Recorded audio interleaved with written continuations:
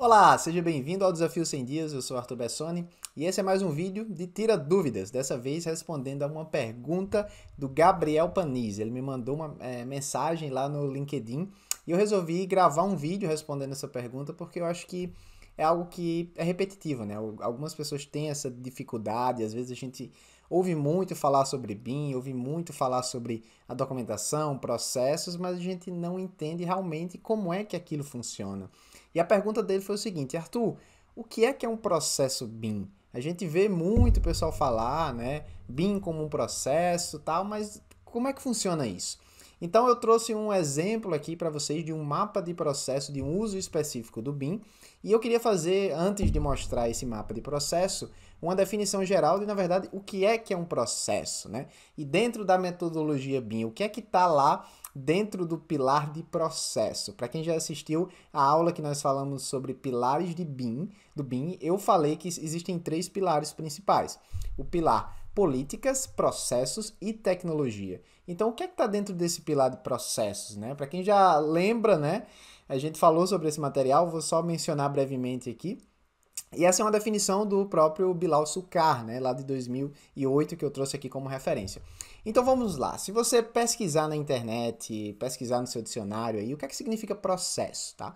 O processo ele vem do latim e significa procedere, ou seja, é um termo que indica a ação de avançar, ir para frente, ou seja, procedere, e é um conjunto sequencial e particular de ações com um objetivo comum. Pode ter os mais variados propósitos, como criar, inventar, projetar, transformar, produzir, controlar, manter e usar produtos ou sistemas. Então, ainda falando de processos, se você fizer uma pesquisa em inglês, process, né, a palavra process, eu traduzi, né, eu trouxe essas duas visões aqui, e eu achei ela bem mais simplificada, que ela fala o seguinte: olha, um process, é uma série de ações ou medidas tomadas para alcançar um fim específico. Então, pensando no BIM, o que é que eu estou falando de processo? É isso aqui que eu vou mostrar para vocês, que é um caso, né, de uso do BIM na fase de planejamento, ou nesse caso, análise energética, tá? Então, só voltando aqui para o nosso mapa mental, o Bilal Sukkar, ele define ali o pilar de processo, e dentro desse pilar de processo, ele envolve ali uma série de coisas. Entre elas temos documentos de desenhos, modelos e pessoas. E aí dentro de pessoas vai envolver proprietários, operadores, gestores de projeto, arquitetos, engenheiros, desenvolvedores. E aí você pode perguntar: mas como assim? Como é que pessoa está dentro de processos? Porque exatamente, não dá para a gente fazer um processo sem pessoas, né? As pessoas, elas são as responsáveis por cada uma daquelas etapas ali. E um processo é exatamente essa definição. Definição de uma tarefa específica, quem é o responsável por ela e quais são as necessidades que a gente vai ter para poder fazer aquela tarefa e quais são ali, digamos, as saídas, os outputs que a gente vai ter após aquele processo. Ou seja, eu tenho um processo específico com uma pessoa específica. O que é que vem antes e o que é que vem depois, e o que é que eu tenho ali de entrada naquele processo e o que é que eu vou ter de saída. E aí isso é utilizado não só no BIM, claro, né? Processos é utilizado aí nas demais áreas do conhecimento. Então, dentro de modelagem, por exemplo, não é diferente. Nós precisamos de um processo de modelagem de acordo com o tipo de modelo que a gente vai fazer. O pessoal discute muito aquela questão de parede cebola, parede composta, parede empilhada no Revit, né? Ah, qual é a melhor forma? E a resposta é que não existe melhor forma, vai depender do que você está fazendo, tá? Ah, eu uso parede cebola para poder pegar os quantitativos corretos, por exemplo, de acabamento. Você pode usar o ossa fácil para fazer isso com parede composta, por exemplo. Não necessariamente você tem que fazer parede cebola.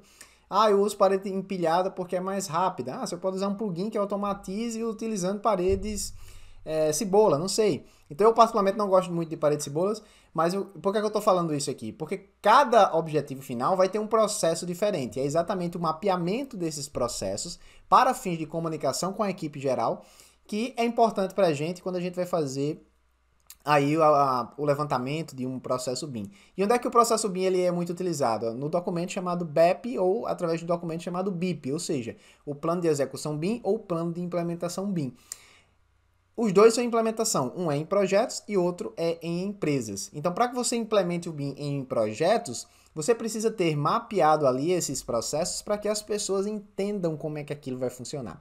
Então, vamos parar de falar de vários processos aqui, vamos ver um processo em ação, né? Como é que funciona isso? Eu trouxe aqui para vocês um exemplo, né, que a gente desenvolveu lá no BIM da implantação à venda. E esse exemplo aqui é específico de análise energética, teve como base da sua construção o material da Universidade Estadual da Pensilvânia, tá? Não foi nada novo isso aqui, foi só adaptado. Então, o processo ele começa aqui no início, ó, tem um início e a gente vai ter um fim aqui também, ó, no final, né? Temos um início e um fim. E o que é que são essas caixinhas aqui? No topo, tá? Eu tenho informações de referência, isso aqui é específico para o plano de execução BIM, tá? Então eu tenho informações de referências que vão ser importantes em cada uma dessas caixas, que eu vou falar em instantes. E aqui abaixo eu tenho a troca de informação, ou seja, o que é que está entrando, o que é que está saindo de cada um desses processos. Então vamos entender isso aqui, tá? A gente vai fazer uma análise energética. Então a gente começa aqui e a gente precisa já de quê? De um modelo de autoria. Modelo de autoria é um modelo de arquitetura, um modelo de estruturas, enfim, depende do que você vai fazer, né? No nosso caso, como é um projeto de análise energética, aqui esse processo, imagine que a gente vai ter aqui um modelo de Revit, um modelo de ArchiCAD, e aí a gente inicia ajustar modelo BIM para análise energética, e aí a gente vai ter um responsável por isso. Então esse responsável pode ser uma empresa específica, pode ser um profissional dentro daquela empresa. Então notem que aqui a gente tem uma entrada, né, um início, e aí o próximo passo. E aí a gente vem nesse próximo passo, a gente vai definir tipos construtivos para os elementos da edificação, e aqui o empreiteiro vai fazer isso. Em paralelo a isso, a definição dos critérios de design externos e metas energéticas, e aí pode ser, por exemplo, o engenheiro mecânico. E aí, em paralelo ainda, criar e definir as zonas térmicas. Então todos esses passos aqui, ó, eles terminam aqui nesse losango, falando o seguinte, olha, o modelo está pronto para simulação, ou seja, após cada um desses itens aqui do processo, tá? Incluindo aqui a biblioteca de tipos construtivos que vai entrar aqui dentro, né, como uma troca de informação de referência, desculpa. Após a realização desses elementos, dessas caixinhas aqui, o modelo está pronto para simulação. Se tiver, a gente passa, se não, volta lá para o início. Então notem que é uma forma realmente de mapear ali um processo e para fins comunicativos, porque você pode pregar isso aí na parede da empresa, e aí o pessoal que está novo, o pessoal que acabou de entrar, que está querendo entender como é que funciona o passo a passo ali, ele olha para cá e ele vai entender cada uma das sequências, tá? Então isso é o que seria um processo BIM específico para um uso do BIM, nesse caso que a gente está vendo aqui, a análise energética, tá? E aí, em paralelo aqui, para criar e definir zonas térmicas, a gente teria bibliotecas de tipos de ambientes e de sistemas mecânicos. Ainda avançando aqui, o modelo está pronto para a simulação? Se sim, a gente vai, o engenheiro mecânico, na verdade, vai exportar esse modelo BIM para análise. Então foi feito aqui a definição inicial daquele modelo e agora a gente vai exportar isso aqui para análise. Após esse passo, a gente vai precisar aqui de quê? Cargas energéticas e quantitativos, métodos de análise e dados climáticos. Claro, a gente está fazendo uma análise energética, a gente precisa entender onde é que é essa análise que está sendo feita, qual é ali, por exemplo, o norte verdadeiro daquela edificação, qual é o clima daquela região, que só com esse tipo de informação que nós vamos ter ali uma output, ou seja, uma saída aqui ao final desse processo positiva. E ainda temos aqui uma troca de informação que seria o quê? O modelo de análise energética. Ou seja, após a estruturação aqui da análise energética, a gente faz a análise energética e a gente vai ter um modelo de análise energética. E aí a gente continua aqui no processo, né? Ó, vou analisar agora a demanda e consumo energético, revisar os resultados da análise energética e preparar o relatório. E aí, ao final, os relatórios foram aceitáveis? Os resultados foram aceitáveis? Se não, volta lá para o início, para que a gente ajuste o modelo BIM para análise energética novamente com as alterações necessárias e a gente comece todo o processo de novo. E ao final, se esse resultado estiver aceitável, fim, terminamos o nosso processo. Então isso aqui é o que é um mapa de processo pensando em BIM.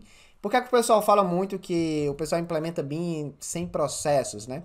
Porque geralmente não existe um mapeamento desses processos dentro da empresa e as pessoas acabam fazendo o contrário.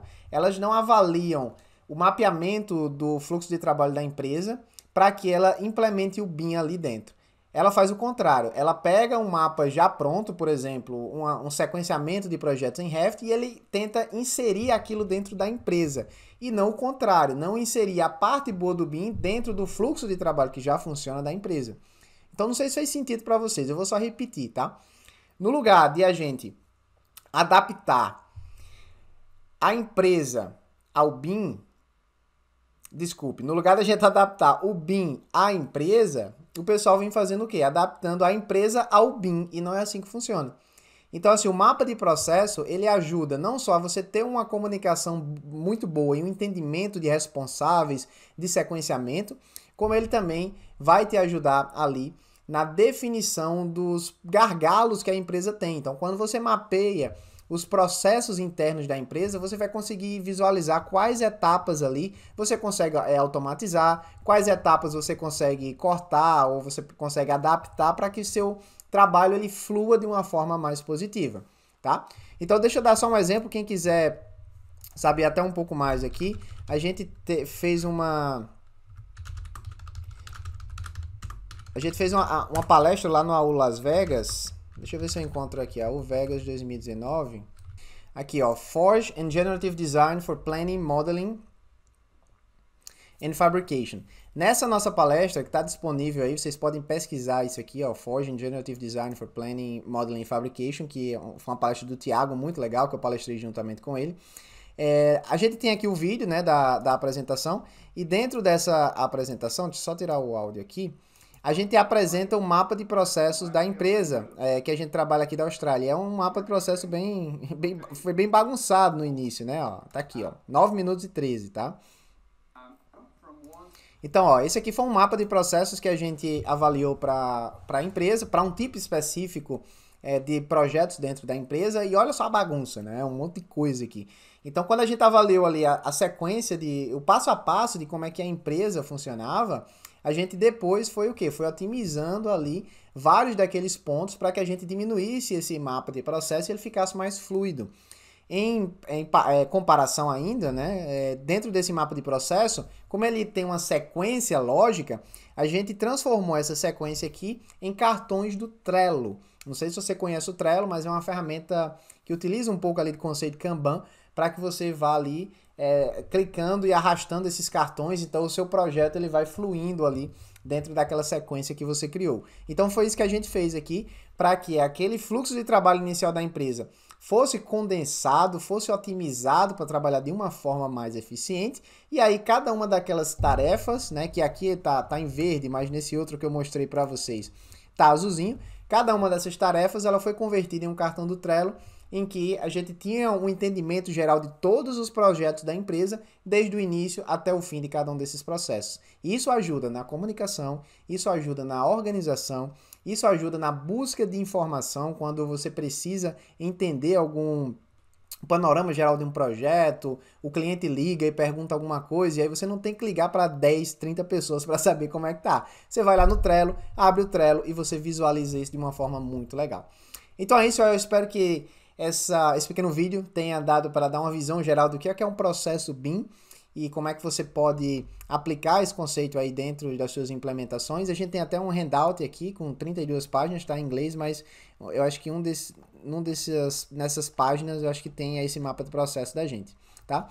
Então é isso, muito obrigado. Se você gostou desse vídeo, deixe seu comentário aqui abaixo, tá? E se tiver aí alguma dúvida, alguma sugestão, críticas, a gente está sempre aberto. Deixa tua mensagem aqui, quem sabe aí eu não respondo a tua dúvida no próximo vídeo do nosso Desafio 100 Dias. Um grande abraço para você, a gente se vê aí no próximo vídeo.